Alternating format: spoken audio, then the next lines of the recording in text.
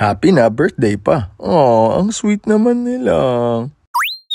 Sa kanto ng 5th at 30th Street sa BGC, makikita mo yung Central Square at dyan tayo sinama sa steak and fries and everything nice. Birthday ng parents ni Chiclet na sina Tita Evelyn at Tito Arman. Complimentary barbecue popcorn, anyone? Kailangan handa ka kasi nagkalapagan na. First time kong nakatikim ng French onion soup na puff pastry ang tinapay na kasama. Actually okay siya. Hindi siya soggy, malutong, good contrast sa savory flavor ng soup. Kaya gusto ko ng French onion soup dahil sa tamis ng caramelized onions. Sarap. Kung yung onions kanina basa, ito naman nakatihaya, charet. Onions fried to perfection, hindi to masyado mamantika for your information. Crunchy on the outside, sweet and tender on the inside. A must try. May crumbs tong calamares for added crunch, malambot, hindi malansa. Yung candied walnut nito, dessert na kung tutusin. Pero pag sinama mo sa ibang components at sinimulan mo ngayon, harmony of flavors, man. Ang sarap nitong iced americano nila, sobrang balanse. May notes ng tsokolate. Itong chicken confit nila sa akin hindi masyadong bumenta. Para sa akin, mas masarap yung garlic fried chicken confit ng Coffee Project. Pag-usapan natin sa comment section kung interesado ka. Sa tanang buhay ko, pangatlong beses ko pa lang to nakakain sa steakhouse na lihiti mo. Ang sarap ng fries, manipis, malutong. Parang KFC, may coating pero hindi overwhelming. Dito sa steak na to ko na-appreciate yung sinasabi nilang steak crust. Yun yung crispy exterior, kumbaga dahil sa pagkakatusta. Imaginein mo, malutong yung labas, sobrang lambot ng karne, tas ang linamnam ng taba, hindi mo na kailangan ng sauce spray. Yung steak rice lasang-lasa mo yung toyo pero hindi maalat. Masarap.